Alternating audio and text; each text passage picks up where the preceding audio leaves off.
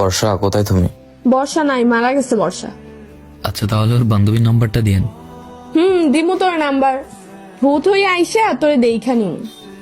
Message দিছো কেন? আমি না ভালো মেয়ে না? ইচ্ছা মতো তো বকা ঝকা দিছো। এখন আবার আমার কাছে কি? আমাকে তো এখন আর ভালো লাগে না। আমার বান্ধবীর দিকে চোখ পড়ছে, চোখ আমি বের করে নিব। আমি কাল কলেজে আসি, তারপর দেখাচ্ছি। আচ্ছা, আমি আসলে সরি, আর কখনো এভাবে বলবো না। ভুল হয়েছে এভাবে বলাটা ঠিক হয়নি। আমি সত্যিই সরি, ভালো লাগছে না তোমাকে ছাড়া। এতই যখন দরদ, তাহলে আমাকে বকা ঝকা দাও কেন? আমাকে কষ্ট দিয়ে কথা বলো কেন? আমি কখনো বলি তোমাকে কষ্ট দিয়ে কথা? আচ্ছা বাবা, আমি বললাম তো সরি। আসলে আমি জানি আমি তোমাকে অনেক কষ্ট দিয়ে কথা বলি, যা আসলেই ঠিক না। কিন্তু হ্যাঁ, আমি যতই কষ্ট দিই না কেন, তোমার হাত ছেড়ে কখনো যাব না। শুনি না এসব কথা তোমার। তুমি যাও, লাগবে না তোমার এসব মিষ্টি মিষ্টি কথা।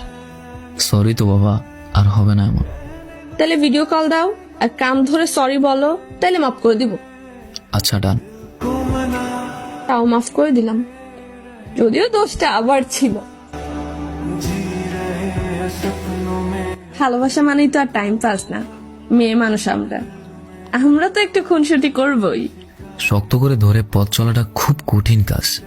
সহজ, তবে দুজন একই মন মানসিকতার হতে হবে।